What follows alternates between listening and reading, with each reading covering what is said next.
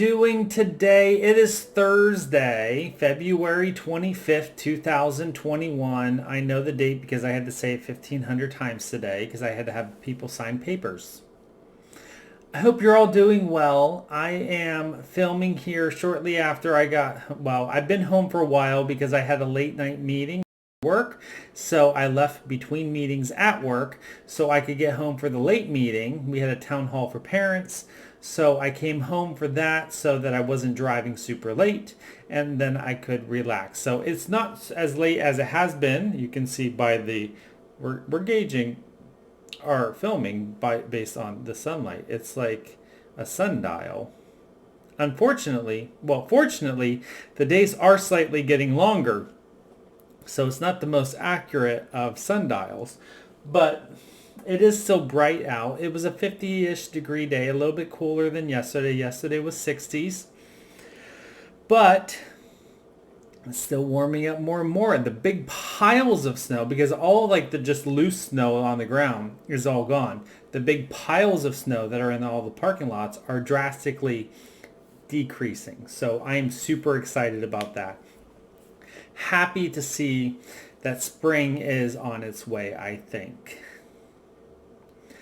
We are wrapping up February pretty quickly here. So I wanted to showcase one of my plants here today. This is my primrose.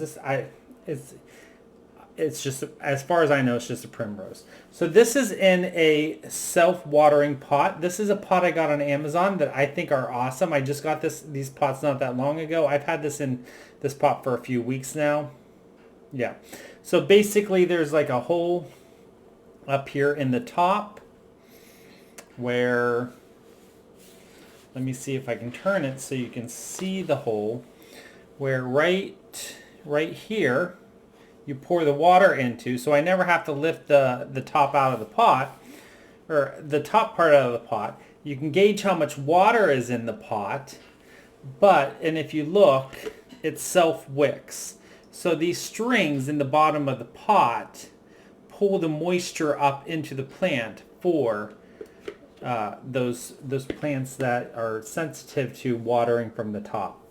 Now, I've watched videos where they say you should always water from the top. I've also watched videos where it's okay to water your African violets and such from the top. I've always been successful watering from the from bottom. It's more about the feeding. So, but what's exciting about this one is that we got blooms coming. So this is going to bloom. This is, I think, the most blooms I've ever had on this primrose.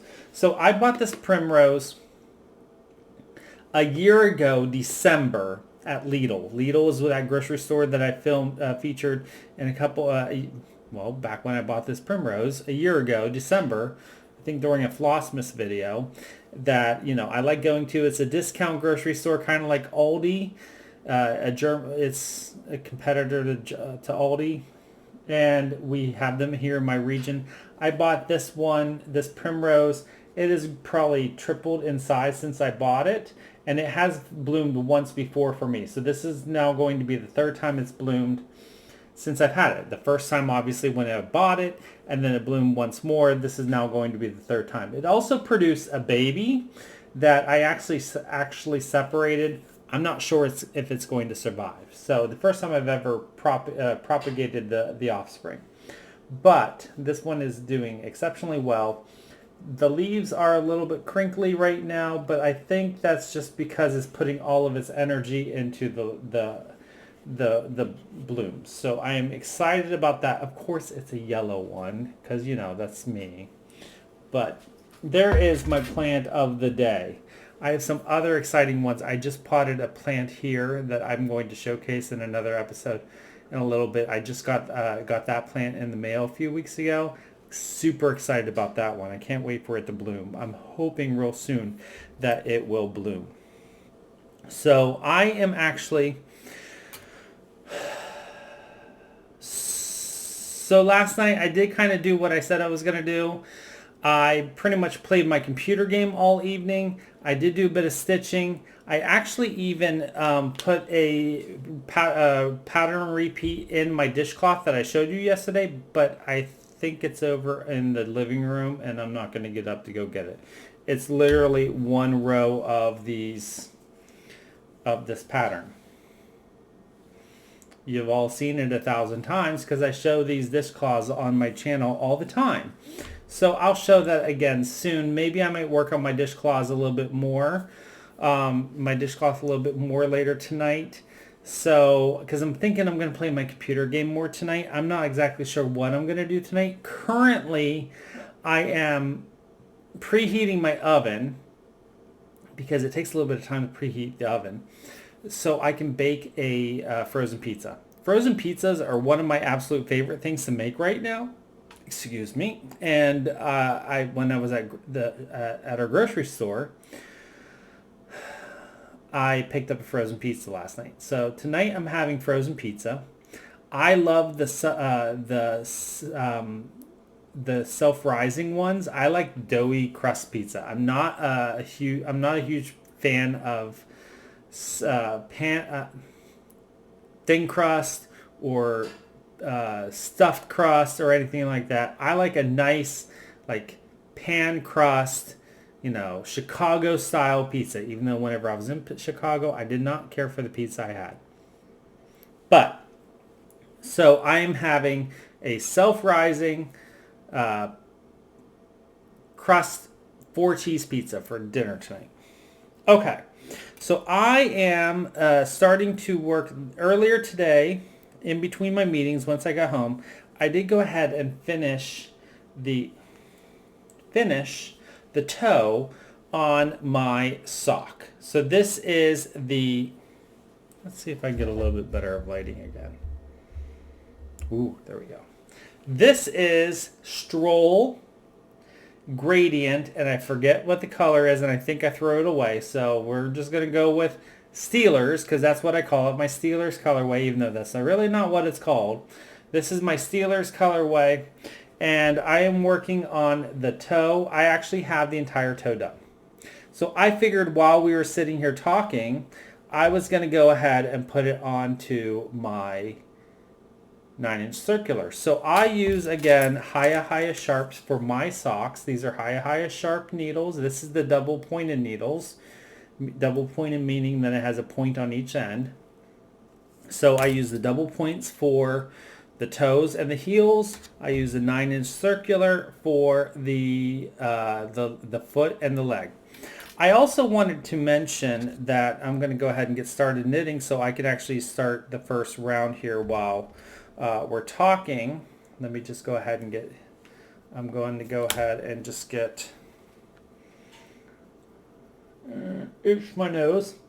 I'm going to go ahead and get started. So I also wanted to make mention that, because I often have multiple pairs of socks on the go while at the same time, because, that's what I like to do.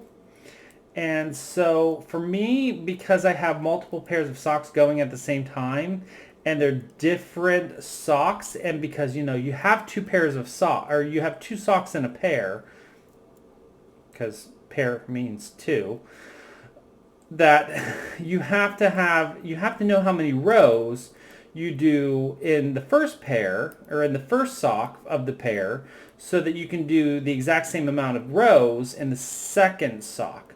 So what I do in order to make sure that I can have that same amount, instead of like counting by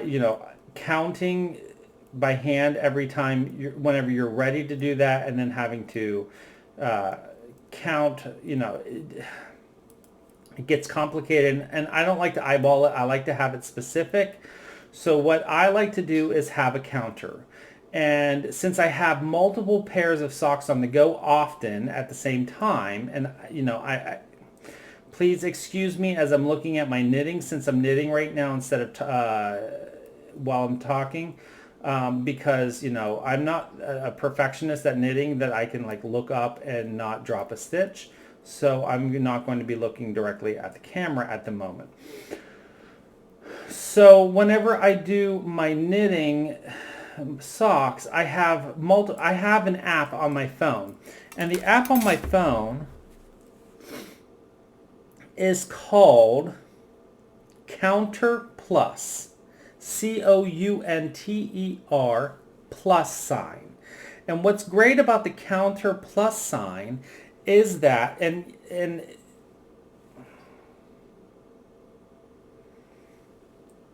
here is like I color coordinate it so that it matches the color of my socks and everything, or whatever I'm working on. So this is called Steelers socks. I'm able to label it. And then so I have to do 86 rows because I've already have the first sock done. I already know, you can add a row, subtract a row, and I have 86 rows of socks for this foot that I need to do. So instead of adding, now that I have the first sock done, I'm going to subtract every row that I do for the second sock, and then it's exactly the same size. And what's great is that this counter app has 10 sections or 10 different counters. So I can have, oh, my oven's done. I can have, oh, no, I'm sorry, there's 12 counters. So I can have 6 pairs of socks on the go if I want. Or I can have, 12 projects at the same time. And I can keep track of every row for those different projects. I can have them labeled, and I can know exactly how many rows I need to do. So for this pair of socks, I need to do 86 rows for the foot. I need to do 120 rows for the leg. That way, then they're going to be an exact matching pair. So I thought some of you might be interested in how I do that, since I do often have multiple pairs of socks on the go at the same time, because I like to knit a lot of socks. So once I get this first row of, because now that I'm putting you can see I'm knitting.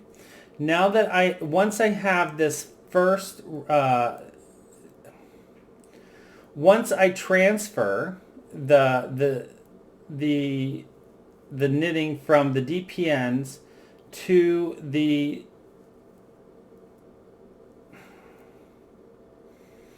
nine-inch circular, and I do that by knitting, that is the first row in the foot. So I will subtract 1 on that counter.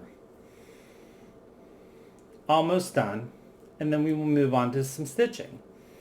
So I thought for some of you newer knitters, that might be of interest to you on how I keep track of my knitting rows. So whenever you first put a toe onto a 9-inch circular, it does get a little finicky until you get enough length that it can just kind of get out of your way.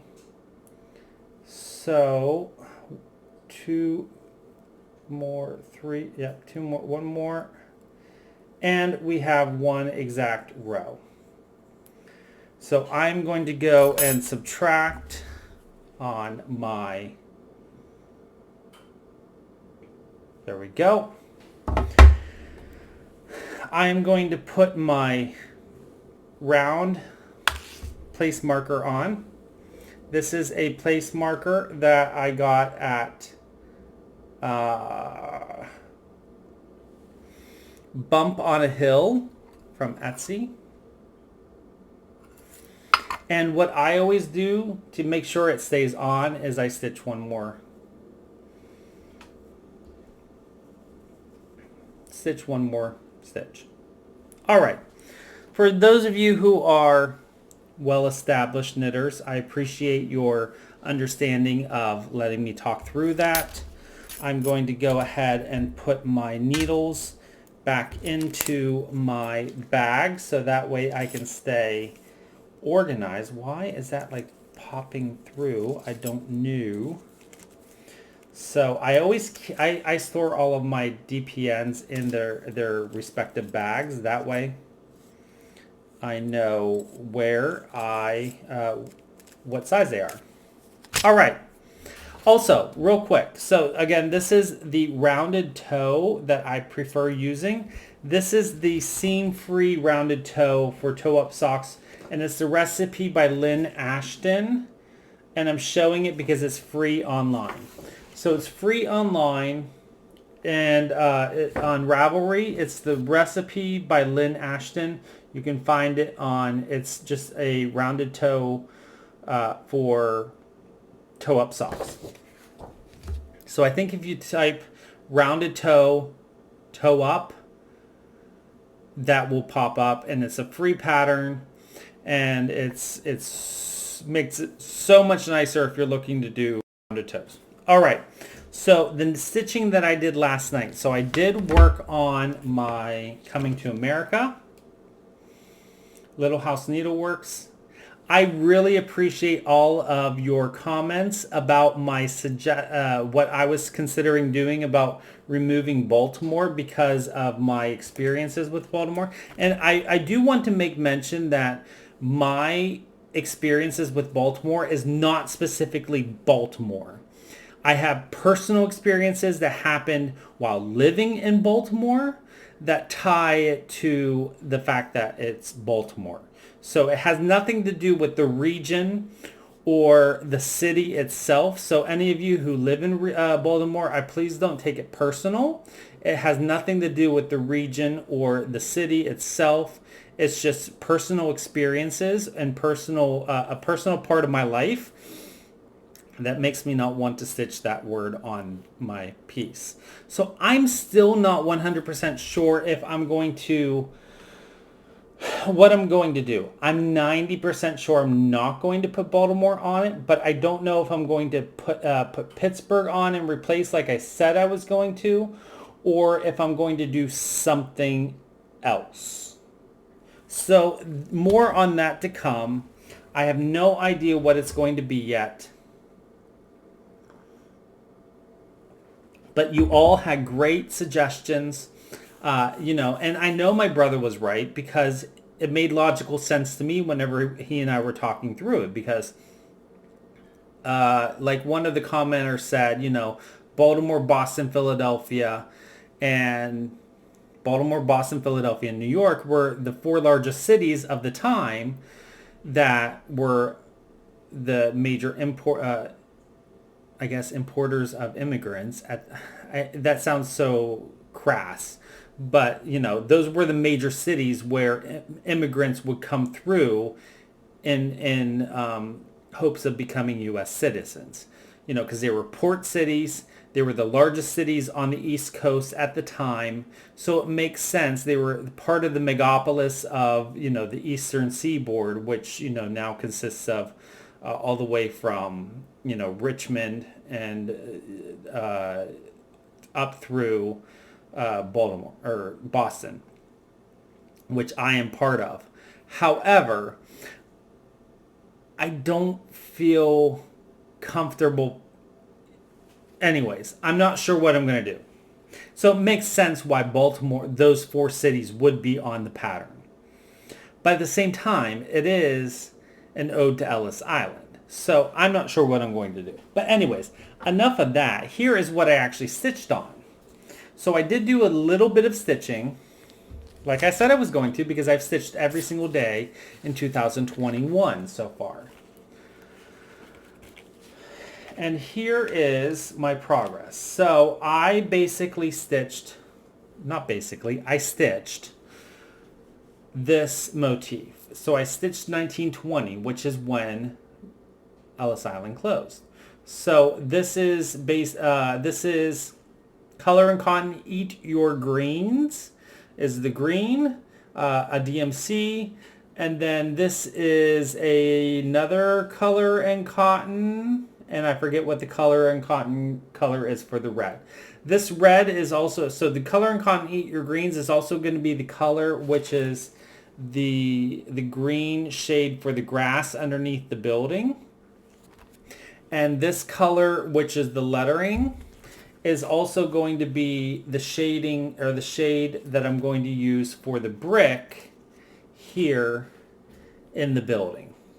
So this is a much deeper, richer red, and my building is actually going to be a little bit more faded because red bricks are come in many vastly different colors, and as they're in the sun and weather, they show age and fading and discoloration. So I think that is going to be a great color to use for the brick on my building.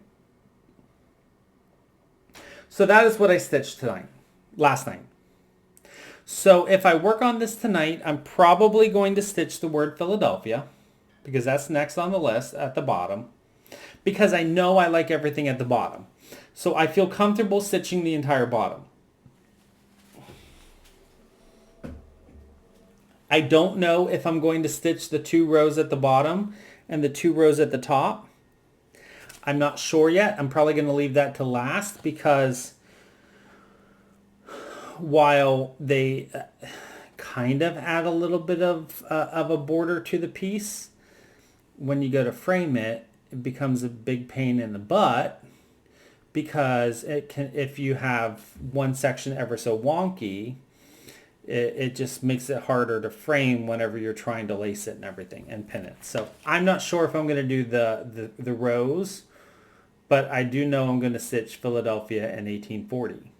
So that is probably going to be up next on the docket to stitch. I'm really feeling the itch to get this piece done because it's stitching up so fast. So as we move closer to the building and everything, I will probably decide what I'm going to do up here on the top. I will seek guidance from family and friends and weigh how I feel when it comes time to actually need to stitch that.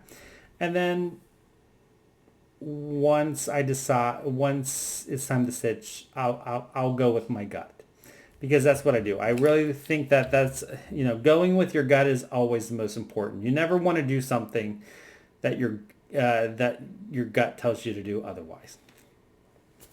Anyways, that's everything I have for you today. I feel like I've been rambling a whole lot.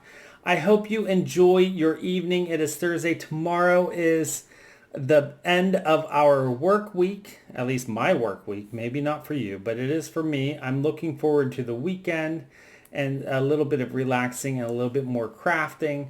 I have no idea what I'm going to work on tonight as far as crafting is concerned. I'm going to relax, take it easy, throw my pizza in the oven because I'm looking forward to that, and then go from there.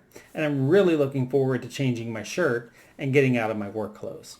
So until I see you tomorrow, I hope you all have a wonderful night and day tomorrow. And until then, as always, don't forget to always be creative.